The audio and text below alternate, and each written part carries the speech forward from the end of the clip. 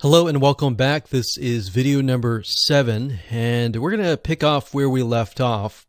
This is basically the purchase funnel, and like I said, the main difference is that this is a little bit more complex. The abandoned cart is kind of the first step. Alright, so with a purchase funnel, it's basically, it could be an e-commerce store, it could be a sales page. For whatever reason, it could be whatever you want. You're just selling something. So they land on this initial page, which we talked about, the view content, and then they get sent to the add to cart. If they, land on the add to cart, but they don't land on the purchase page, then we can create a custom audience. Like I said, if there's no option to embed the Facebook pixel onto the order form, there's a workaround by using ClickMeter. So I'm going to put clickmeter.com. just to clarify that a little bit. There we go.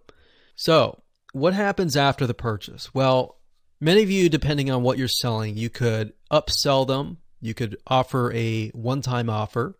So you want to be able to track all of that. So we could say purchase, and we'll call this maybe the front end purchase. And for the sake of the standard event, we're just going to list it as purchase, the initial purchase. All right, so the next thing we have is the one-time offer, all right, or the upsell, the same thing. So we're going to do one-time offer. Now, bear in mind, I briefly went over this, but basically with Facebook pixels, when it comes to the standard event, you can use what Facebook gives you, but you can also use your own keyword. But you just need to make sure that you know what that keyword is. All right. So we could name it OTO1. And if you have several funnels, you might want to name it something related to that funnel.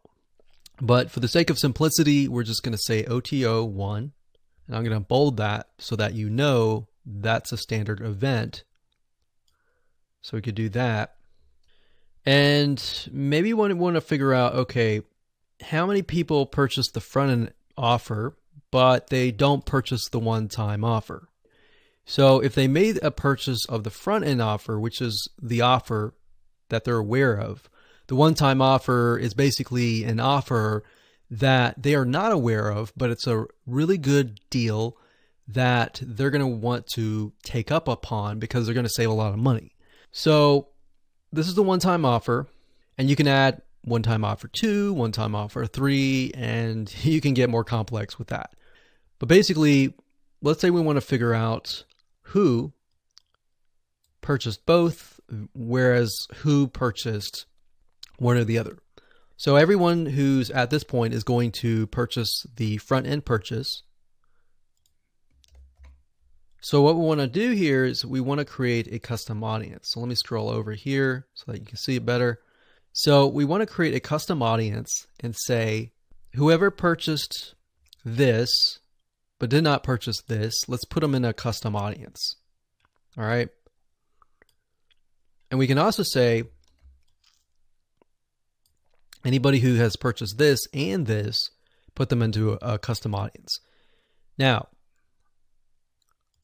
how do we do that? Well, we can do that with the pixel code by naming it the standard event purchase and then OTO1. So what we want to do here is we can create a custom audience. So they land on the purchase page. Now, basically what you want to do is you want to get the URL and you want to put that into the custom audience. So they land on the purchase page, but do not land on one-time offer 1. So in that case, basically they purchased the front end offer, but they haven't purchased the one-time offer for whatever reason. So we could put that into a custom audience, and then we can thereby do a retargeting campaign and retarget them for this offer. Or we can also make a different custom audience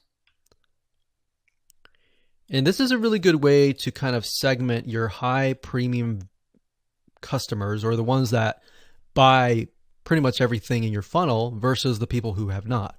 So you could advertise something like premium material to this specific audience here. So for this one, they landed on both the purchase front end and the OTO one. So I'm just showing you kind of a secret here of figuring out who your premium buyers are, because if they purchase this one and this one, it's a very high chance that they trust you and they want more from you and they're willing to buy more from you in the future. So these could be kind of your specialists where you give them a discount, or this one too. So basically, this is a way to create custom audiences. So that's the purchase funnel event, and that's what you need to do to track every step of the way. So as a recap, quickly, we got the first view content page, we have the add to cart page, we have the purchase page, and then we have the one-time offer page. And then if you want to get all fancy and you want to create the custom audiences, you can. But you basically take this and you want to add the pixel code to the header, which is what we talked about in video number 5.